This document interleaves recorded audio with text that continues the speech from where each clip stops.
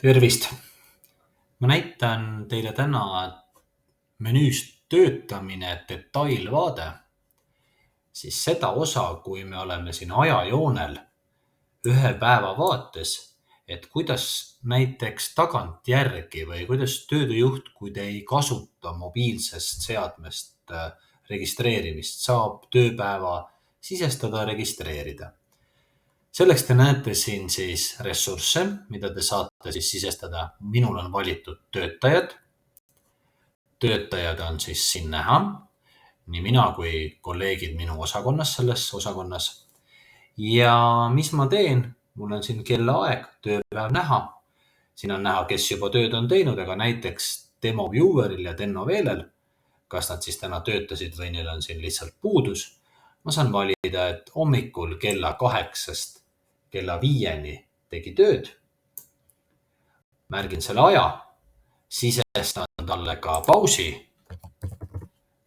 3600 sekundit ehk tund.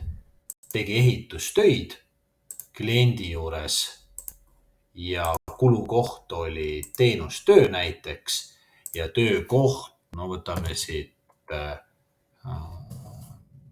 mingi koha ka. Ja näiteks ka projektiga saame siduda selle. Nüüd salvestan ja mul tekkis juba kinnitatud töö koos aja ja pausiga kella 8 kella 5 ja 1 tund pausi. Või siis ajajoonel, et kui on sellised tööd, mis näiteks kestavad siin mõni tund, sisestan sõitis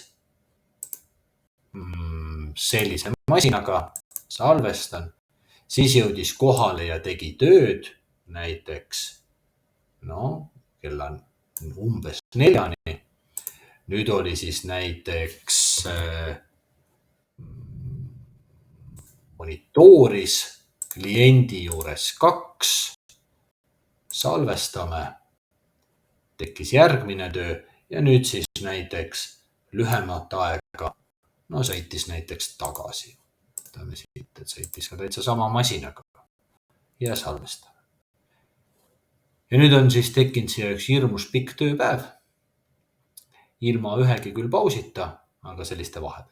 Ja kui siin oleks olnud mingisugused vahed, siis me saame ka niimoodi kohendada, et sättida siin ja lisada juurde.